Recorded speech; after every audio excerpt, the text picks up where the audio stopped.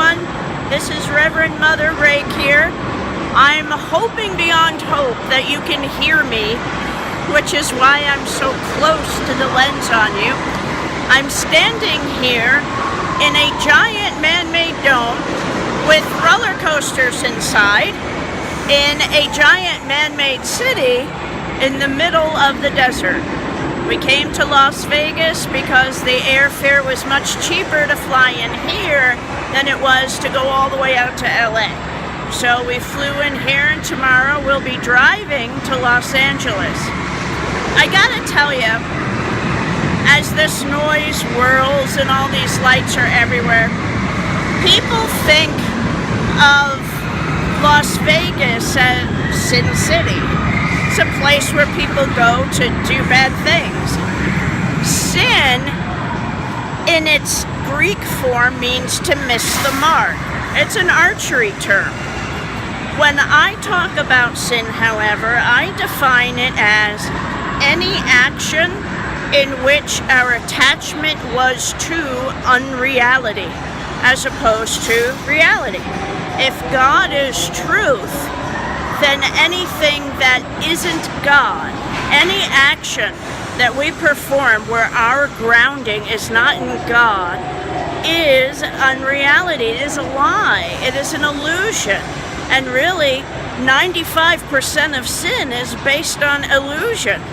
And we just justify to ourselves what it is we're going to do anyway. And when Eve ate that apple, she held it. All right, she held it in her hands, and Scripture tells us she saw that it was good for food and desirable for gaining wisdom, and it smelled nice, and it was pretty, so she ate it. She justified herself. So any action that is not rooted in reality, which is God, is a sin.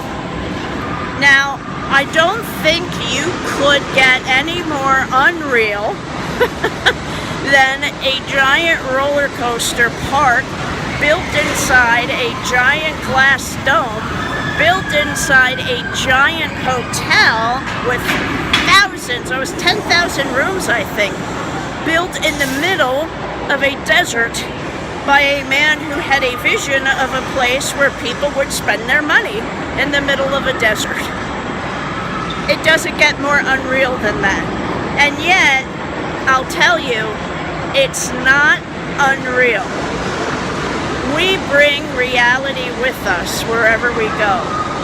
We bring reality and unreality with us. You can be very grounded in God and be in a place like this and still perform all of your actions out of that ground of being. You could be rooted in idolatry, in the pursuit of money, in the pursuit of fame, in a flight from death and a flight from who you are and God's purpose for you. You could be rooted in sin in your inner being in the middle of a high Latin Mass. It is not the surroundings or the circumstances that determine whether or not you are grounded in reality. Jesus said, go into your inner room, into your innermost being to pray. Our encounters with God occur in our innermost being. Now, certainly our circumstances can be conducive to getting into that innermost being. For me, there are 5 places, where I am almost in ecstasy with God, where I feel God. And really, it's places that get me in touch with myself so I could go into that inner room that I bring with me everywhere, that you bring with you everywhere. All right, that inner life.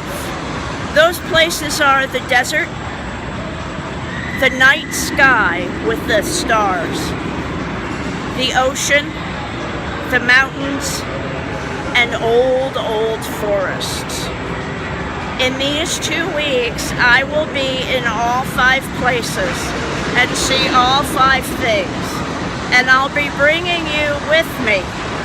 My hope is that at the end of it, you'll have opened the door to your own inner room, so that even if you're in a place like this, you'll still be grounded in the reality that is God.